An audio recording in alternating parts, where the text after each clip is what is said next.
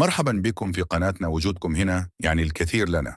إذا كنتم تحبون المحتوى وتريدون دعمه، اشتركوا الآن وشاركوا القناة مع أصدقائكم. قبل آلاف السنين، وعلى السواحل الشرقية للبحر الأبيض المتوسط، حيث تعانق الجبال زرقة الماء، ظهر شعب صغير في عدده، عظيم في أثره. لم تكن له إمبراطورية تمتد بالسيوف، ولا جيوش تجتاح القارات، لكنه امتلك ما هو أخطر من ذلك كله: امتلك البحر. الفينيقيون لم يكونوا مجرد سكان ساحل، بل كانوا رواد الملاحة في العالم القديم. جعلوا من الأمواج طرقا، ومن الرياح رسائل، ومن السفن جسورا تربط الشرق بالغرب قبل أن يعرف العالم معنى التواصل. في الليل، حين كانت باقي الشعوب تخاف البحر، كان الفينيقيون ينظرون إلى النجوم ويبحرون بثقة. يعرفون مواقع الكواكب، ويتبعون الدب الأكبر، ويقيسون المسافات دون خرائط حديثة. هذا الفيلم ليس مجرد حكاية شعب قديم، بل رحلة عبر الزمن، نغوص فيها في أسرار أمة صنعت الحضارة بصمت، وتركت بصمتها في لغاتنا وتجاراتنا، وحتى في طريقة تفكيرنا اليوم. اركب معنا سفن الفينيقيين، واسمح للأمواج أن تعيدك أكثر من 3000 عام إلى الوراء. الفينيقيون شعب سامي استقر على الشريط الساحلي لما يعرف اليوم بلبنان وأجزاء من سوريا وفلسطين. أرضهم كانت ضيقة، محصورة بين الجبال والبحر، لكن هذا الضيق لم يكن ضعفا، بل كان سر قوتهم. بين تلك الجبال نمت أشجار الأرز الشاهقة، التي أصبحت ثروة استراتيجية في العالم القديم. المصريون والآشوريون والبابليون جميعهم احتاجوا إلى خشب الأرز لبناء السفن والمعابد والقصور، وكان الفينيقيون هم الموردين الأذكى. قامت مدنهم الكبرى مثل صور، صيدا، جبيل وأرواد. كل مدينة كانت دولة مستقلة، لها ملكها وأسواقها وميناؤها الخاص. جبيل التي تعد من أقدم مدن العالم المأهولة ارتبط اسمها بالبردي المصري، ومنها جاءت كلمة بيبلوس التي اشتقت منها كلمة كتاب. أما صور فكانت أسطورة بحرية، جزيرة محصنة تحولت إلى مركز تجاري عالمي. ميناؤها لم يكن ينام، وسفنها كانت تحمل الزجاج، الأخشاب، المعادن، والصبغة الأرجوانية الشهيرة. الصبغة الأرجوانية لم تكن مجرد لون، كانت تستخرج من أصداف بحرية صغيرة، ويتطلب إنتاج كمية بسيطة منها آلاف الأصداف. لذلك أصبحت رمزا للملوك والنخب، حتى أن من يلبس الأرجواني كان ينظر إليه كصاحب سلطة. الفينيقي لم يكن فلاحا بسيطا، بل تاجرا، بحارا، مفاوضا، ومكتشفا في آن واحد. لم يكن البحر للفينيقيين حاجزا، بل طريقا مفتوحا نحو العالم. صنعوا سفنا متطورة مقارنة بعصرهم، طويلة، خفيفة، وسريعة الحركة. كانت سفنهم تصنع من خشب الأرز، قوية، تتحمل العواصف، وقادرة على قطع آلاف الكيلومترات دون توقف طويل. في الليل لم يعتمدوا على الحظ، بل على النجوم. عرفوا مواقع الكواكب، واتبعوا الدب الأكبر لتحديد الاتجاهات. لم يكتفوا بالسواحل القريبة، بل وصلوا إلى قبرص، اليونان، إيطاليا، إسبانيا، وحتى سواحل الأطلسي. كل رحلة كانت مغامرة، وكل ميناء محطة ثقافية ينقلون فيها السلع والأفكار والعادات. وهكذا تحول الفينيقيون من شعب ساحلي صغير إلى شبكة بحرية تربط العالم القديم كله.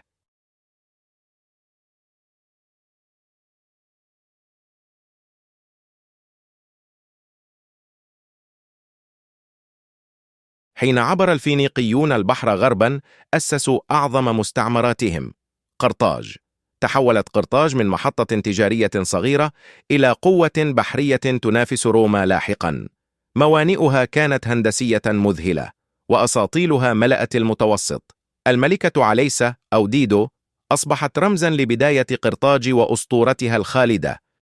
أعظم إنجاز للفينيقيين لم يكن في البحر فقط، بل في الفكر. لقد ابتكروا واحدة من أولى الأبجديات في التاريخ. قبلهم كانت الكتابة معقدة، تعتمد على الرموز، لكنهم اختصروا العالم في 22 حرفا. هذه الأبجدية انتقلت إلى الإغريق ثم الرومان، ومنها ولدت معظم حروف العالم الحديثة. إلى جانب ذلك، كانوا سادة التجارة. الزجاج الفينيقي كان من أنقى الأنواع، وأقمشتهم وصلت إلى قصور الملوك. التاجر الفينيقي لم يكن يحمل سلعة فقط، بل يحمل لغة، فكرة وقصة.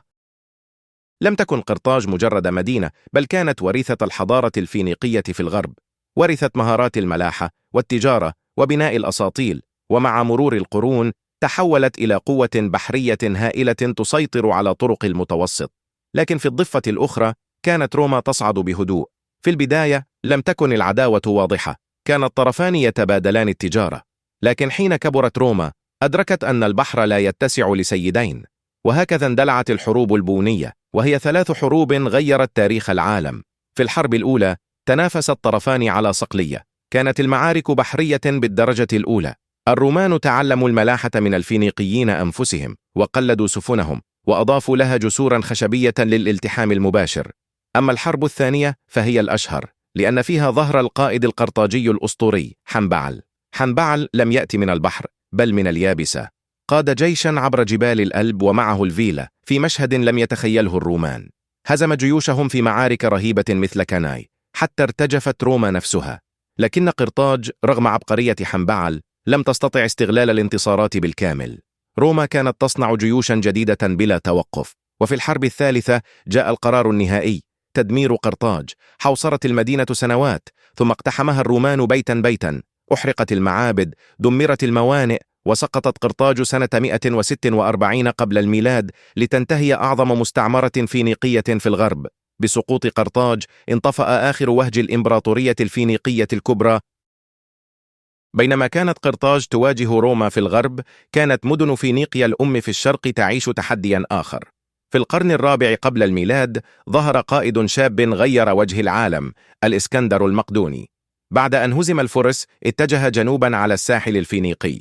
معظم المدن استسلمت له إلا مدينة واحدة رفضت الخضوع: صور لم تكن مدينة عادية، كانت جزيرة محصنة تحيط بها المياه من كل جانب، أسوارها ترتفع من البحر مباشرة، وسفنها تسيطر على الأمواج.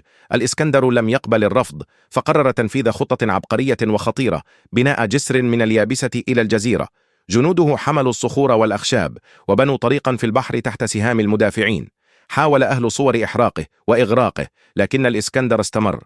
استغرق الحصار 7 أشهر كاملة، وفي النهاية اخترقت جيوشه الأسوار. سقطت صور بعد مقاومة أسطورية، قتل الآلاف وأسر الكثيرون، وانتهى استقلال آخر المدن الفينيقية الكبرى في الشرق. بسقوط صور دخل الفينيقيون عصرا جديدا، عصر الذوبان داخل الإمبراطوريات الكبرى. قد يسقط شعب سياسيا، لكن الحضارة الحقيقية لا تموت بسهولة. بعد سيطرة الإسكندر ثم الرومان لم يعد للفينيقيين دولة مستقلة، لكنهم لم يختفوا. اندمجوا في العالم الجديد كتجار، بحارة وكتاب. أهم ما بقي منهم هو الأبجدية، الحروف التي نكتب بها اليوم سواء في العربية أو اللاتينية تحمل جذورا فينيقية قديمة. كما بقيت تقنيات الملاحة، بناء السفن وتنظيم الموانئ. حتى مفهوم التجارة العالمية بدأ فعليا مع الفينيقيين، كانوا أول من ربط القارات بالبحر لا بالحرب. اليوم حين ننظر إلى المتوسط لا نرى سفنهم، لكننا نرى أثرهم في كل ميناء وكل خريطة وكل كتاب. الفينيقيون لم يصنعوا إمبراطورية بالسيوف، بل صنعوا عالما بالحروف والمراكب والعقول. وهكذا تنتهي رحلتنا مع شعب صغير، لكنه ترك بصمة بحجم البحر